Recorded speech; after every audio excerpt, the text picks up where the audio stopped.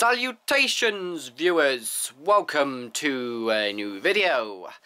Today we are going to be talking about and reviewing the latest Star Wars book. Here it is, Star Wars Bloodlines. Now this actually takes place a few years before the new movie, Star Wars The Force Awakens. So I was really excited to give this a go. I was also a little bit cautious, I have to admit. I found that the new continuity books for the Star Wars universe has been a bit hit and miss for me. I absolutely adored Tarkin and the Battlefront one. However, the other two that I've tried, which was Heir to the Jedi and Aftermath, I wasn't the biggest fan of, and I really didn't like Heir to the Jedi. So I went into this one a bit cautious, a bit optimistic, but still very cautious. And I have to say, I absolutely adored this book. This book is fantastic. It is absolutely brilliant. It doesn't feed my...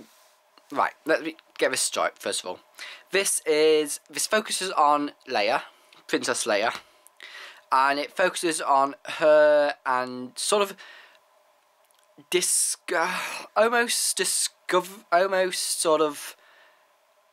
explores her time in the New Republic Senate and the rise almost of the First Order. You see hints of it throughout the book. There are little hints that it's beginning to rise and everything. It's really nicely written. It is very political.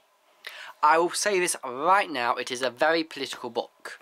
There's a lot of politics in it, but it's very good. The characters are so well written. Han Solo is in it. We see Han in it. We don't see Chewbacca, which is a shame. We also don't see Luke either, and we don't hear anything from Ben either, which is perhaps a shame. I would love to see. I would love to read a book centered on Luke and what he gets up to during the years between Episode 6 and Episode 7. I would love to see a book about that. Maybe next year. Maybe next year we'll get one.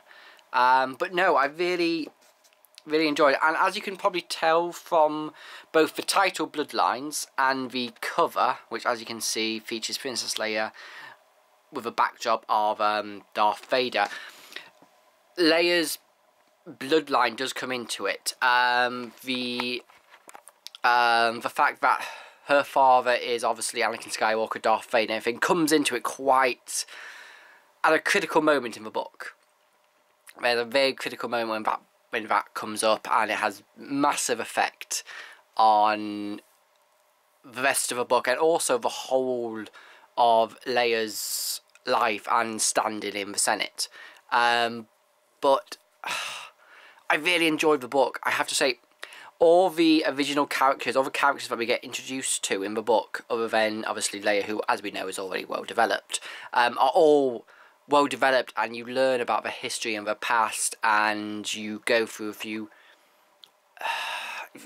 journeys with them, and it's so nice as well. C-3PO, they've got the character Claudia Gray, who wrote the book, has got the characterization of C-3PO down to a T.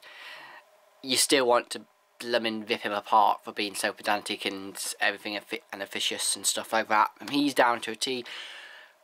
Leia is down to a T, and she keeps that trait that she had in the films and that her mother had in the prequel films, of that she never bloody misses. She has uncannily good shot accuracy, shot aiming stuff. But no, really enjoyed it. We see, I mean, you get a bit of a backstory about what's going off with the Senate, and it's just... let me read out the blurb for you. When the rebellion defeated the Empire in the skies above Endor, Leia Organa believed it was the beginning to a lasting peace. But after decades of vicious infighting and partisan gridlock in the New Republic Senate, that hope seemed like a distant memory. Now a respected senator, Leia must grapple with the dangers that threaten to cripple the fledgling democracy from both within and without.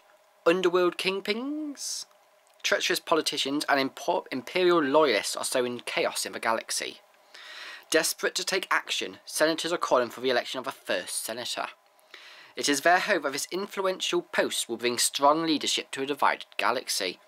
As the daughter of Darth Vader, Leia faces with distrust the prospect of any one person holding such a powerful position, even when supporters suggest Leia herself for the job.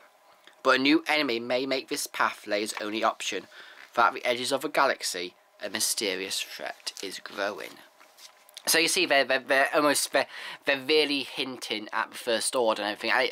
And the way it's all sort of seeded throughout the whole book, and it's all really done really well. I'm really happy about it. It's one of the pluses for the new continuity that they've got going here. Very happy. I would recommend you buy it. I will put a link to the Waterstones product page down below.